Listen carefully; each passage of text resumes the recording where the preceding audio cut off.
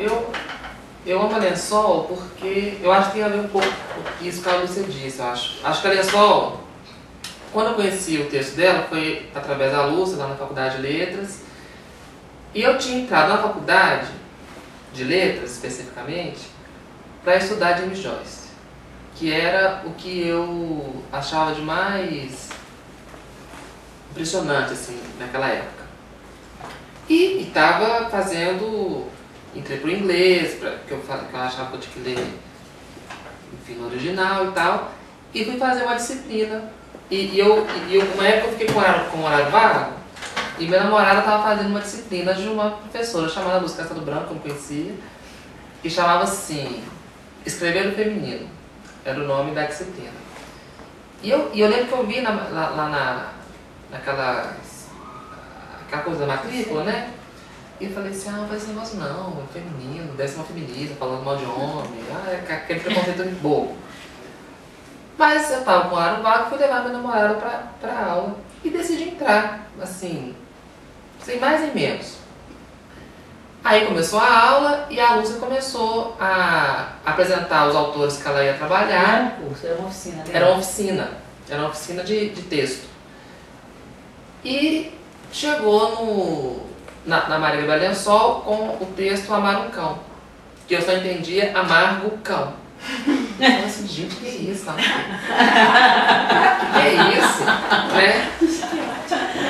Aí eu comecei, aí eu li o Amar um Cão, fiquei extremamente tocado, assim. Eu lembro que eu não estava matriculado, então aí eu falei, eu tenho que fazer essa disciplina, porque está acontecendo alguma coisa aqui que eu não estou entendendo. E eu lembro que eu li o Amar um Cão e eu chorava muito. Eu ficava Ele falava assim, eu falava assim com a Lúcia, professora, eu vou ficar desidratado. É porque eu nunca tinha visto uma coisa daquela, né? Porque era um texto que era ao mesmo tempo muito bonito e ao mesmo tempo assim, falava de coisas estranhas.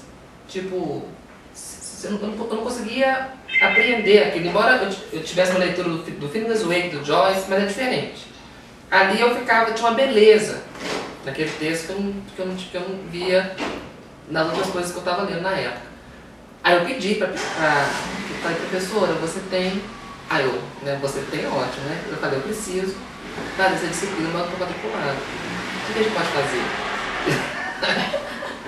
Aí a Lúcia arrumou um jeito de eu ser matriculado, assim, e eu segui o curso, e desde então eu leio a obra da Lençol e trabalho desde então, já vai fazer mais de 10 anos isso, né?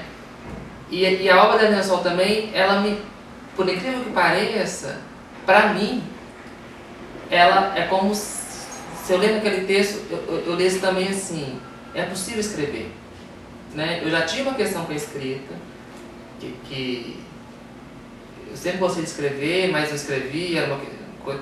Mas quando eu li a Lençol, para mim foi muito claro, assim, eu posso escrever. Não escrever como ela, mas assim, ela fala de coisas, né? Ela fala ao mesmo tempo que ela sai para comprar um pão e que o sexo da paisagem é boa nova anunciar a natureza, tipo, beleza, tipo, no mesmo lugar, né? Tipo, então assim, eu comecei a ver que era possível escrever. Eu acho que eu amo a Lençol nesse ponto.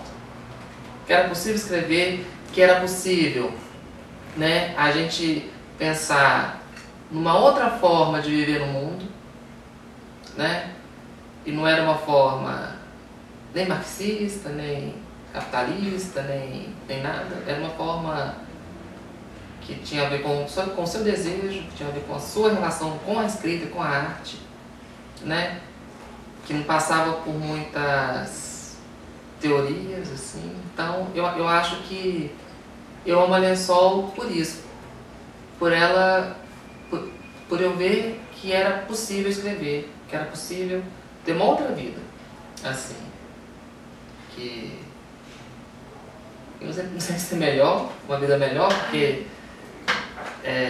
às vezes a gente sofre muito lendo Lençol, porque é isso que você falou, né? Tem uma hora que você fala assim, não posso fazer isso. pra mim era assim, gente, eu tô lendo esse texto, eu não posso mais fazer esse tipo de coisa.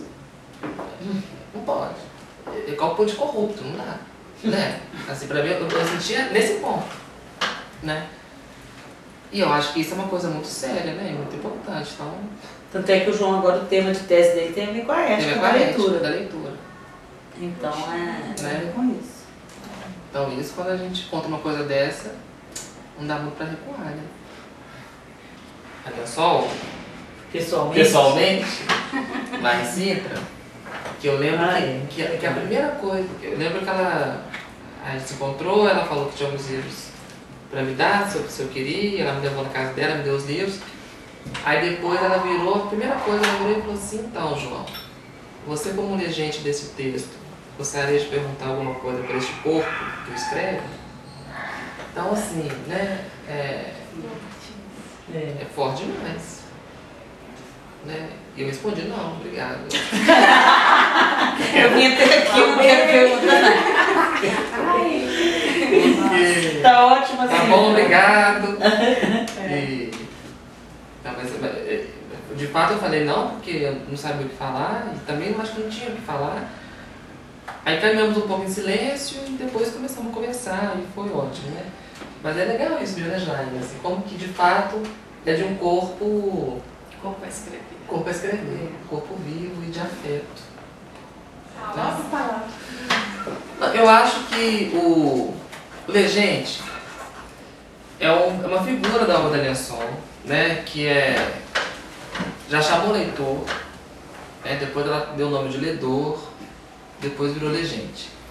E o legente é algo que eu tô mesmo investigando essa figura, porque a gente pode pensar, por exemplo, que o legente é aquele que vai, por exemplo, preencher as lacunas que o autor deixou. Isso seria, por exemplo, uma leitura muito rápida, feita também pela estética da recepção, né? como se o leitor, como se fosse possível, né? Que o leitor ele preenchesse aquilo que o autor deixa como um espaço vazio, né? O que eu particularmente acho que não funciona, né? Porque então, o que o leitor faria, por exemplo, o leitor de um texto como a Lençol, por exemplo, que diz que não há literatura, que diz, por exemplo, que não há pátria, né, que é escrita. O que há é uma língua, é uma escrita, né, que está sempre a alargar-se, um pensamento que está a alargar-se e tudo mais.